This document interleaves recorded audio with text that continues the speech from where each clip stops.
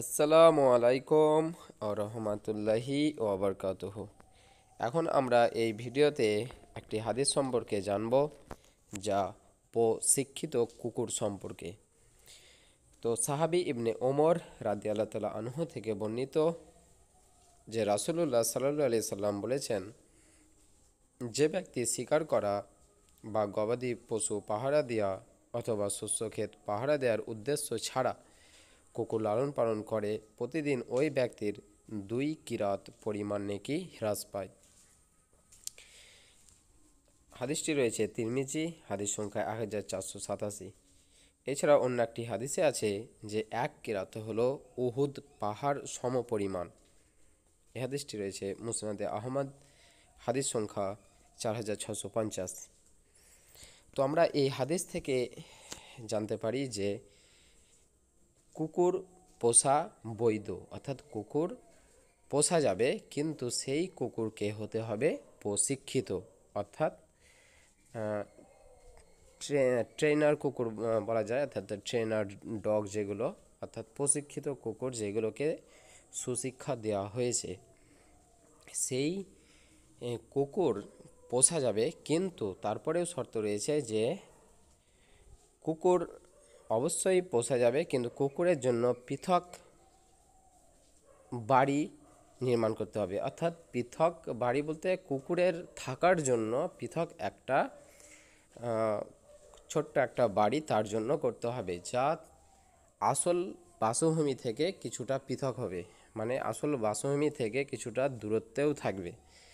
মানে একই বাড়িতে একই কামরাতে কুকুর মানুষ বাস করতে পারে না। কেননা হাদিসে এসছে যে যে বাড়িতে কুকুর ও কোনো প্রাণবান বস্তুর, মানে উদ্ভিদ তো প্রাণবান, কিন্তু উদ্ভিদের কথা আসেনি, বিশেষ করে যারা চলনশীল যেসব প্রাণী, যারা হেঁটে চলে বেড়ায়, সেই সব প্রাণীদের যারা চক্ষু যাতে সুস্পষ্টভাবে বোঝা যায়, এই ধরনের প্রাণীদের যদি কোথাও ছবি চেটানো থাকে দেয়ালে অথবা টাঙানো থাকে কোনো ফটো হিসেবে, তো সেই বাড়িতে, আর যে বাড়িতে কুকুর থাকে সেই বাড়িতে রহমতের ফেরেশতা প্রবেশ করে না।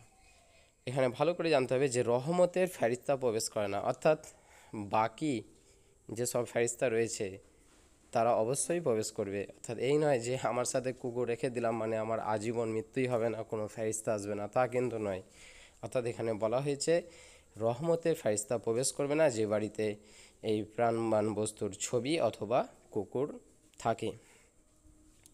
তো তাহলে কুকুর পোষা যাবে, কুকুর পোষা বৈধ, কিন্তু সেই কুকুরকে প্রশিক্ষিত হতে হবে, আর কুকুরের জন্য আলাদা বাসভূমি নির্মাণ করতে হবে, মানে একই বাড়িতে মানুষ কুকুর থাকবে না। তো সেই প্রশিক্ষিত কুকুর এই কারণেই সে মানে কাছে রাখতে পারে বা পুষতে পারে যে তার দ্বারা শিকার করবে অথবা শস্যক্ষেত পাহারা দেবে, অথবা তার যে গবাদি পশু ছাগল গরু উট এগুলোর যদি কেউ মালিক হয়, তো এগুলো দেখাশোনার জন্য কুকুর রাখতে পারে। তো এই দিক থেকে বৈধ করা হয়েছে।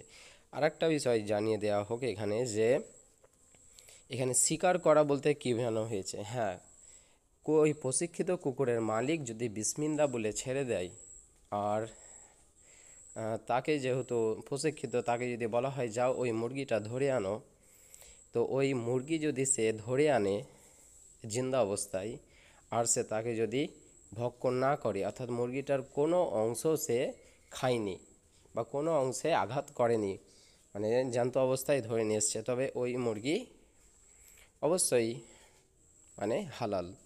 কিন্তু প্রশিক্ষিত কুকুর হওয়ার পরেও যদি শিকার করার উদ্দেশ্যে যদি এই বিসমিল্লাহ বলে ছেড়ে দেওয়া হয়, তারপরে দেখা যায় যে না, ওই প্রাণীটির কিছুটা অংশ সে খেয়ে ফেলেছে, সে মাছ হোক বা মুরগি হোক বা হাঁস হোক বা যে কোনো হালাল বস্তু হোক না কেন, যদি সে নিজের জন্য কিছুটা আহার করে থাকে, তাহলে কিন্তু ওই বাকি মাংস, ওই প্রাণীটার বাকি মাংস কিন্তু আর খাওয়া জায়েজ নয়। অর্থাৎ জানতে হবে যে সে নিজের জন্যই সেটা শিকার করেছে, সেটা মালিকের জন্য সে শিকার করেনি।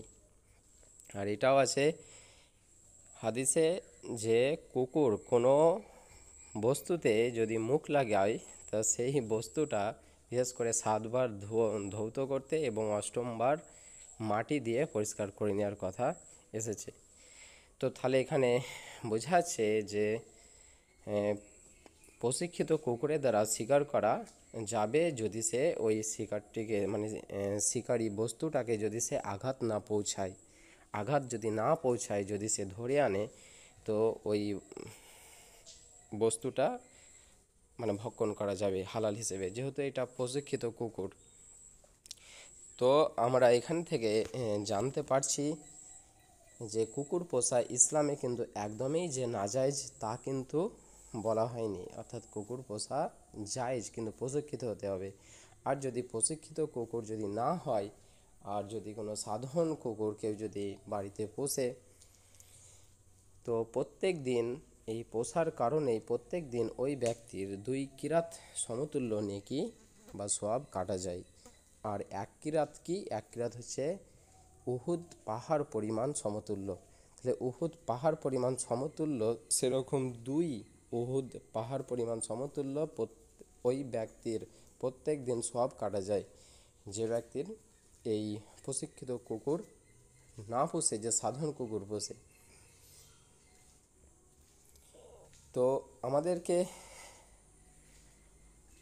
সাবধানতা অর্জন করতে হবে যে অনেকের বাড়িতেই হয়তো কুকুর পোষা অভ্যাসটা রয়েছে ইউরোপিয়ান আমেরিকানদের মতো, কিন্তু লক্ষ্য রাখতে হবে যে যেই কুকুরটি আমি পালন করছি বাড়িতে, সেই কুকুরটা কি প্রশিক্ষিত করতে পেরেছি, না এরকম সাধারণ একটি কুকুর।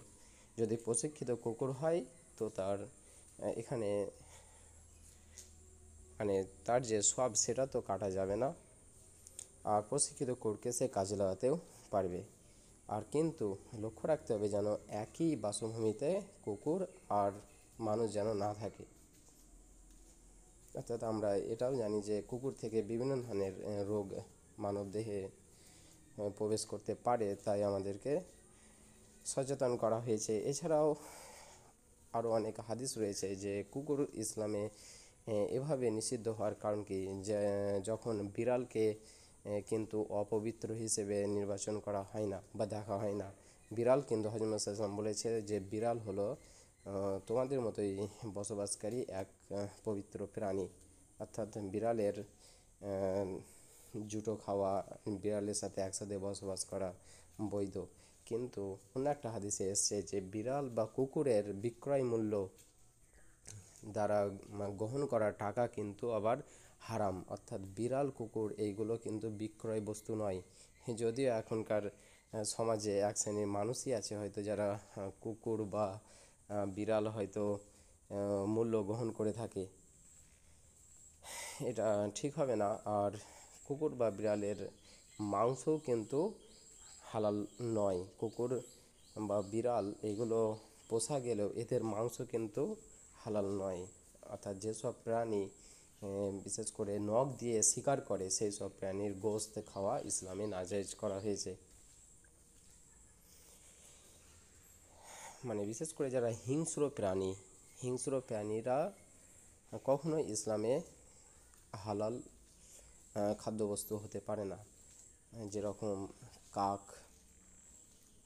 পাখিদের মধ্যে কাক আছে, তারপর বাজ পাখি অর্থাৎ ঈগল, এই শ্রেণীর যত পাখি আছে যারা নিজেদের ঠোঁট তারপর পা দিয়ে কোনো শিকারীকে শিকার করে আর সেগুলো ভক্ষণ করে, তো এই ধরনের প্রাণীরা ইসলামে হচ্ছে হারাম। তো আমাদের হারাম থেকে বেঁচে থাকতে হবে। আর হ্যাঁ, কুকুর সম্পর্কে সম্পূর্ণ হাদিস জানতে হবে, যে কুকুর মানেই যে হারাম সে ওরকম নয়। আর একসাথে মানে হালাল হওয়ার পরেও কিন্তু কুকুর পোষা বৈধ হওয়ার পরেও এটা মনে রাখতে হবে যেন কুকুর আর মানুষের বাসভূমি যেন এক না হয়ে যায়। অর্থাৎ কুকুরের জন্য আলাদা বাসভূমি মানে কুকুরের আলাদা ঘর নির্মাণ করতে হবে, তাহলে কুকুর পোষা বৈধ হবে। তো আমরা এই ভিডিওতে এটাই আজকে কুকুর সম্পর্কে বিস্তারিত জানা হলো। তো ভিডিওটা এখানেই শেষ করা হচ্ছে। যদি ভালো লেগে থাকে তো অবশ্যই শেয়ার, লাইক, কমেন্ট করবেন। আর চ্যানেলে যারা নতুন অবশ্যই চ্যানেলটি সাবস্ক্রাইব করবেন, আর যারা ইতিমধ্যেই করেছেন তাদের জানাই অসংখ্য ধন্যবাদ। জাযাকাল্লাহ খাইর।